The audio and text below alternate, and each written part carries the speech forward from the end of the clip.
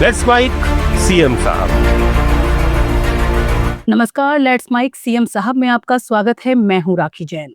आंध्र प्रदेश के मुख्यमंत्री चंद्रबाबू नायडू ने राज्य सरकार और गूगल के बीच हुए एमओयू पर कहा, ये समझौता प्रदेश और युवाओं दोनों के लिए बड़ी उपलब्धि है। मुख्यमंत्री नायडू ने बताया कि प्रधानमंत्री हमेशा ऐसे विकासोन्मुख प्रोजेक्ट्स को शीघ्र लागू करने के लिए प्रोत्साहित करते हैं जो जनता के लिए लाभकारी हों। उन्होंने कहा, गूगल का डेटा सेंटर अब वास्तविकता बन चुका है। शुरुआत में कंपनी ने $10 अरब के निवेश का प्रस्ताव दिया था, जो अब बढ़कर $15 अरब तक पहुंच गया है। ये राज्य में बड़े पैमाने पर रोजगार के अवसर पैदा करेगा और अर्थव्यवस्था को नई गति देगा। Google team for speed of bringing this project to Visakhapatnam. You are all aware from the beginning, as a politician, always I am promoting technology. That is the proof of concept in Hyderabad. Now it is next level of development. We started high-tech city and promoting IT. Now artificial intelligence and also data centers and also quantum computing. For all these things, driving force is the Honorable Prime Minister. Whenever we bring some proposal, immediately he is doing, not only doing, he is asking to implement it at a faster pace.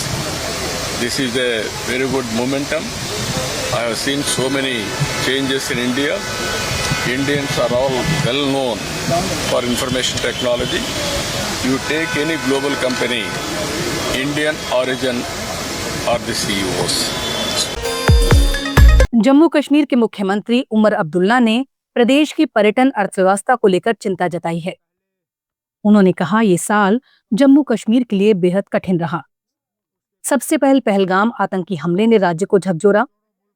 फिर भारत पाकिस्तान के बीच बढ़े तनाव ने माहौल को और प्रभावित किया।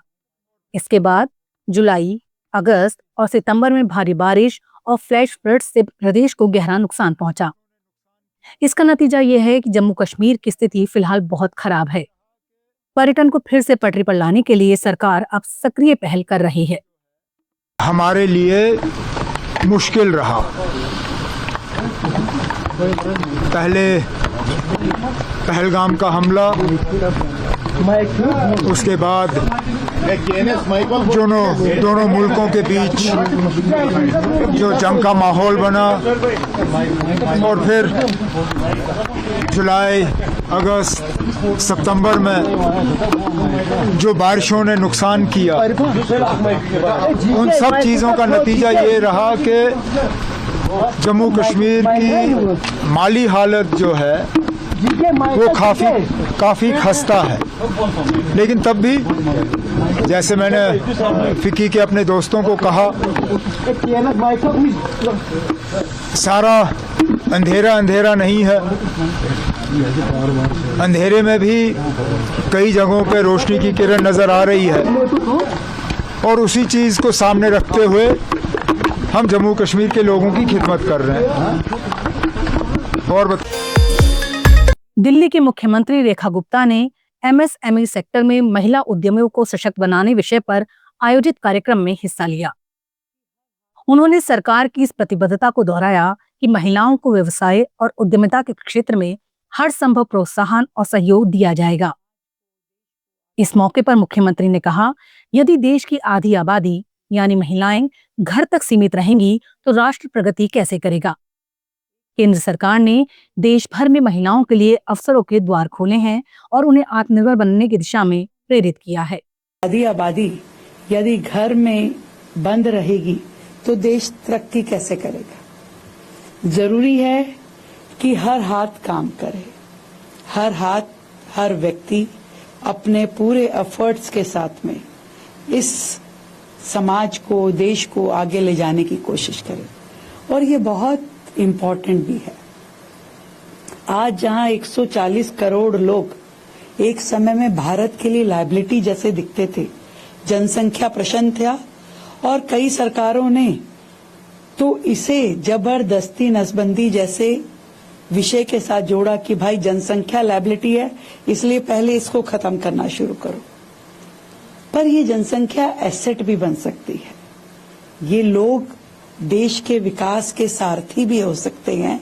इस सोच के साथ बढ़ना आज के समय में मुझे लगता है ज्यादा बेहतर रहेगा। और मध्य प्रदेश के मुख्यमंत्री मोहन यादव ने सिवनी लूट मामले पर सख्त रुख अपनाते हुए कहा, कानून का उल्लंघन करने वाले किसी भी व्यक्ति को बख्शा नहीं जाएगा। कानून की नजर में अधिकारी, कर्मचारी और आम नागरिक सभी समान हैं।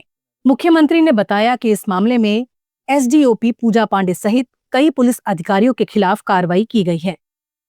उन्होंने स्पष्ट किया कि यदि कोई पुलिस अधिकारी स्वयं अपराध में लिप्त पाया जाता है तो ये और भी गंभीर मामला है, क्योंकि कानून की रक्षा करने वाले ही यदि उसे तोड़े तो ये अस्वीकार्य है। कानून व्यवस्था को अपराध मुक्त बनाते हुए नागरिकों की सुरक्षा के लिए हम सब उम्मीद करते कि पुलिस अधिकारी, कर्मचारी ये लोगों के अधिकारों का उल्लंघन नहीं हो, उनका ध्यान रखे। लेकिन अगर वही अमानत में खयानत करेंगे तो ये तो गलत बात है। इसलिए इस तरह की व्यवस्था को हमारी सरकार बर्दाश्त नहीं करेगी। हमने कहा कि जिन पे उत्तरदायित्व है लोगों की लूट से बचाने का, उनको परेशानी से बचाने का, अगर वही ये करने लगे तो फिर अराजकता आ जाएगी। तो स्वाभाविक रूप से इस बात को तो कोई समर्थन नहीं करेगा। हमारे यहाँ हम ऐसे आदमी को छोड़ने वाले भी नहीं है। और सिवनी प्रकरण में जो भी दोषी पाए गए उनके खिलाफ कड़ी अनुशासन कार्रवाई भी कर रहे हैं, कानूनी कार्रवाई भी कर रहे हैं। और प्रदेश में कानून सबके बराबर है, सबके लिए बराबर है, इसी भाव को पुनर्स्थापित करने के लिए ये मिसाल भी बन रही है। इतनी सख्त कार्रवाइयाँ हमारे इस सरकार में ही संभव हो सकती है। माननीय प्रधानमंत्री के आशीर्वाद से हम आम जनता की भावनाओं को लेकर के सरकार के लिए अच्छा है तो हम प्रोत्साहन देंगे, अधिकारी कर्मचारी की पीठ थपथपाएंगे, प्रमोशन भी देंगे। लेकिन गलती कोई करेगा तो गलती में हम छोड़ने वाले नहीं। उत्तराखंड के मुख्यमंत्री पुष्कर सिंह धामी ने आज हल्द्वानी सिटी बस सेवा को हरी झंडी दिखाकर जनता को सौगात दी। उन्होंने कहा कि इस नई बस सेवा की शुरुआत से शहरवासियों को आवागमन में बड़ी सुविधा मिलेगी और लोगों को वाहनों के अनावश्यक इंतजार से मुक्ति मिलेगी। इस मौके पर मुख्यमंत्री ने कहा, आज इस अभियान के शुरू होने पर मैं सभी को बधाई देता हूं। इस दौरान धामी ने राज्य की जनसांख्यिकी और सांस्कृतिक पहचान की सुरक्षा पर भी जोर दिया। राज्य के सांस्कृतिक मूल्य हैं, ये किसी भी कीमत पर खराब नहीं होना चाहिए। यहाँ का मूल अस्तित्व बचा रहना चाहिए। उसके लिए डेमोग्राफी को लेकर सभी जिलाधिकारियों को पहले ही निर्देश दिए जा चुके हैं कि इसमें जिन लोगों के भी कालखंड में इस प्रकार की गतिविधियां बढ़ी हैं या जो जिसके पात्र नहीं है, जैसे आधार कार्ड बन जाना, राशन कार्ड बन जाना, बिजली का कनेक्शन मिल जाना, जिसके समय में भी ये हुआ होगा वो भी सब जिम्मेदार होंगे। और यहाँ की डेमोग्राफी किसी भी कीमत पर खराब नहीं होने दी जाएगी। पहले के समय में काफ़ी डेमोग्राफी का यहाँ पर अंतर हुआ है, काफ़ी चीज़ें इसमें ऐसी हुई हैं जो पहले के समय में ध्यान नहीं दी गई, लेकिन अब ये हमारी प्राथमिकता में है। Thank you sir. छत्तीसगढ़ के मुख्यमंत्री विष्णुदेव साय ने रायपुर में आयोजित कलेक्टर एसपी कॉन्फ्रेंस के बाद कहा कि राज्य के विकास और प्रशासनिक सुधार को लेकर 2 दिनों तक गहन मंथन किया गया। मुख्यमंत्री ने बताया कि इस बार की बैठक में प्रदेश के सभी मंत्री भी शामिल हुए और राज्य की कानून व्यवस्था को मजबूत बनाने, प्रशासनिक समन्वय बढ़ाने और विकास कार्यों को तेज करने पर जोर दिया गया है। और डीओ के साथ पहली बार प्रदेश स्तर पर बैठक हुई है, तो कई तरह की समस्या फॉरेस्ट से भी लेकर रहती है। कई तरह के निर्माण काम वगैरह के एनओसी वगैरह लेने रहते हैं, उस पर भी चर्चा हुई है। और हम लोग अपने प्रदेश में सुशासन और अभिसरण विभाग का भी गठन किए हैं। तो हमारे जिलों के कलेक्टर और उनकी टीम बहुत कई अच्छे नवाचार भी कर रहे हैं। काफ़ी नवाचार उनके द्वारा आए भी हैं। आज 4-5 जिलों का प्रेजेंटेशन हुआ भी है, उसमें बहुत अच्छा जिला कर रहे हैं, जिसमें रायपुर जिला है, दंतेवाड़ा, नारायणपुर, आपका जसपुर है।